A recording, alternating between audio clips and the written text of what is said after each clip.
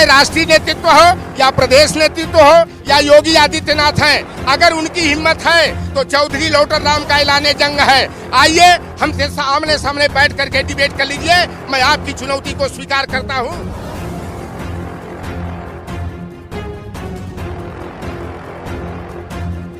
आज केवल बातें रामचरितमानस की जा रही हैं, बातें तो मनुस्मृति की भी है, बातें तो जो है कि पंच ऑफ थॉट्स की भी है। महिलाओं के सम्मान में, दलितों के सम्मान में, बहुजन समाज को कैसे गुलाम बना करके रखा जा, इनको शिक्षा से, पढ़ाई लिखाई से कैसे वंचित किया जा, इन प्रसंगों को लेकर के आज विरोध है। क्या अब शिक्षा मंत्री का नाम तारक मंत्री होगा? क्या विद्यालयों का नाम तारनालय होगा? क्या शिक्षा विभाग का नाम जो है ताड़ना विभाग होगा? और इसमें क्या बुराई है? हम भी कह रहे हैं कि हमें गर्व है कि हम शूद्र हैं।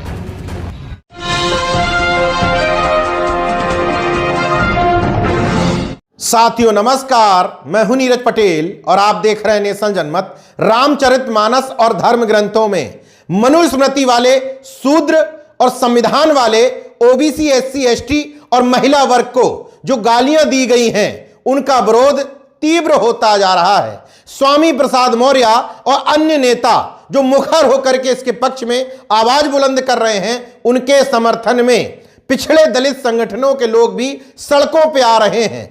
लखनऊ में रामचरितमानस की इन्हीं विवादित चौपाइयों को जलाने के आरोप में 5 लोग जेल में भी हैं। योगी सरकार का राज यहां चलता है, इसके बावजूद लोगों ने लखनऊ में ही चौराहे पर खड़े होकर के उन्हीं विवादित चौपाइयों को दोहराया और हाथों में तख्ती लहरा करके हिंदुत्व के झंडावरदारों, मनुवादियों से पूछा, जातियों के नाम पर गाली नहीं धंधा है। महिलाओं, आदिवासी, दलितों व पिछड़ों को धर्म के नाम पर गाली नहीं सहेंगे, नहीं सहेंगे।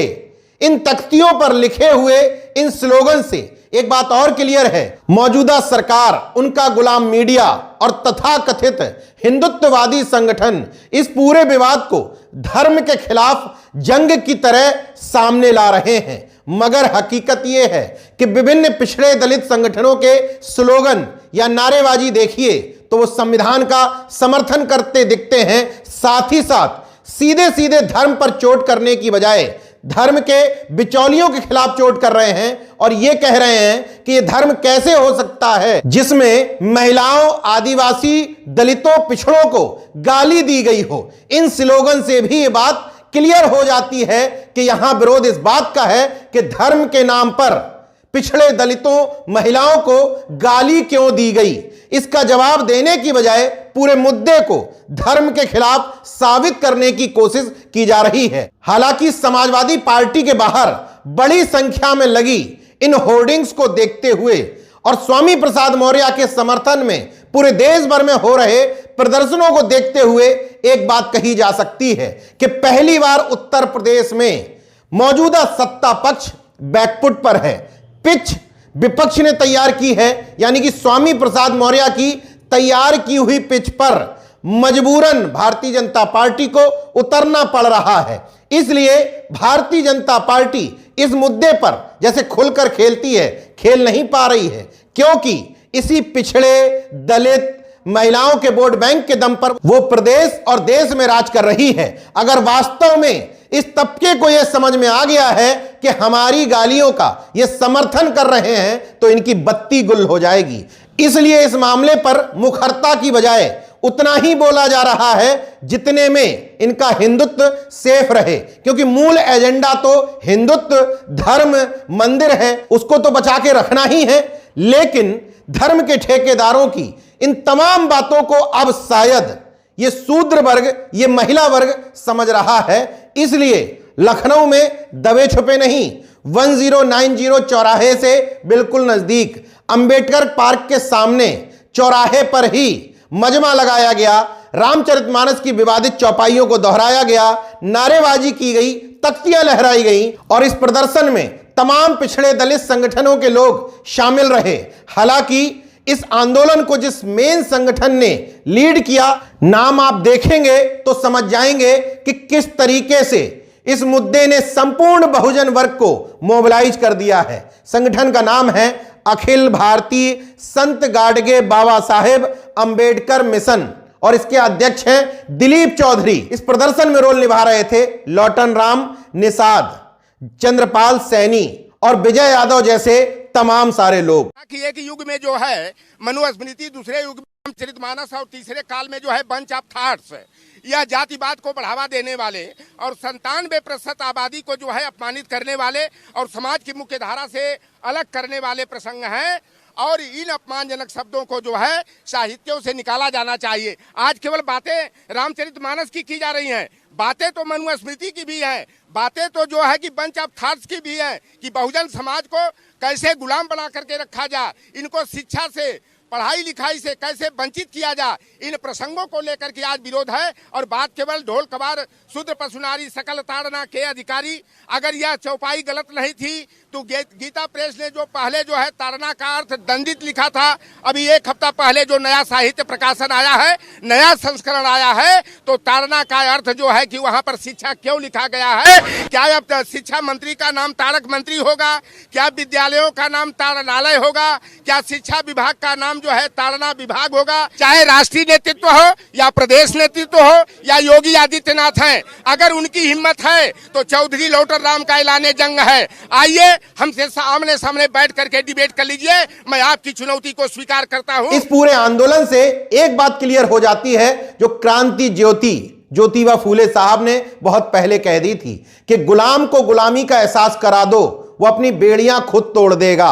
हालिया समय में बिहार के शिक्षा मंत्री चंद्रशेखर यादव, उत्तर प्रदेश के पूर्व मंत्री स्वामी प्रसाद मौर्य, दिल्ली सरकार में पूर्व कैबिनेट मंत्री राजेंद्र पाल गौतम और आजाद समाज पार्टी के प्रमुख चंद्रशेखर आजाद यही काम बखूबी अंजाम दे रहे हैं। गुलामों को यह एहसास कराया जा रहा है कि तुमको कहां गुलाम बनकर के रखा गया।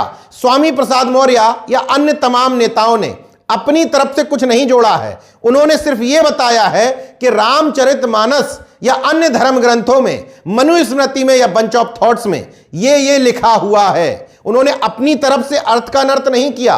रामचरितमानस जैसे तमाम सारे धर्म ग्रंथों को घर घर तक पहुंचाने की पहली जिम्मेदार गीता प्रेस ने जो शब्द लिखा था वही बताया गया। यह मिशन की सफलता ही है कि इतने प्रदर्शन में ही उसको ताड़ना का अर्थ बदल करके आनन फानन में शिक्षा करना पड़ा। लेकिन जब जवाब मांगा जाता है कि ढोल को कौन सी शिक्षा दोगे, पशुओं को कौन सी शिक्षा दोगे, तो ये बकले झांकने लग जाते हैं। बहरहाल इस मुद्दे ने उत्तर प्रदेश की राजनीति में गर्मी ला दी है और यह कहना अतिशयोक्ति नहीं होगी कि इस मुद्दे के बाद से उत्तर प्रदेश की राजनीति 360 डिग्री घूम गई है। जहां पहले पिच बीजेपी तैयार करती थी, इस बार स्वामी प्रसाद मौर्य की बदौलत ही सही ये पिच समाजवादी पार्टी ने तैयार की है। और इस पिच पर मौजूदा विधायक डॉक्टर आर.के. वर्मा, पूर्व विधायक ब्रजेश प्रजापति, विधायक तूफानू सरोज जैसे तमाम सारे नेता, जिन लोगों ने होर्डिंग लगवा दी है समाजवादी पार्टी ऑफिस के बाहर, एक ये होर्डिंग की भी बहुत चर्चा है, शिल्पी चौधरी, इन्होंने खुद पूछा है सवाल कि हम अछूत क्यों। हालांकि मौजूदा स्थितियों को देखते हुए अखिलेश यादव भी शूद्र शब्द के समर्थन में हैं और उनके चहेते प्रवक्ता सुनील साजन, जो कभी इस तरह के मुद्दों के साथ नहीं आए, वो भी कह रहे हैं कि मैं भी तो कहता हूं कि गर्व से कहो हम शूद्र हैं। और इसमें क्या बुराई है? हम भी कह रहे हैं कि हमें गर्व है कि हम शूद्र हैं। अब देखने की बात यह होगी कि समाजवादी पार्टी और स्पेशली उनके राष्ट्रीय अध्यक्ष अखिलेश यादव कब तक इस मुद्दे पर स्टैंड करते हैं, कब तक इसके साथ खड़े रहते हैं। देखते रहिए नेशन जनमत, जागरूक और सजग बने रहिए। जय विज्ञान, जय संविधान, जय लोकतंत्र। धन्यवाद।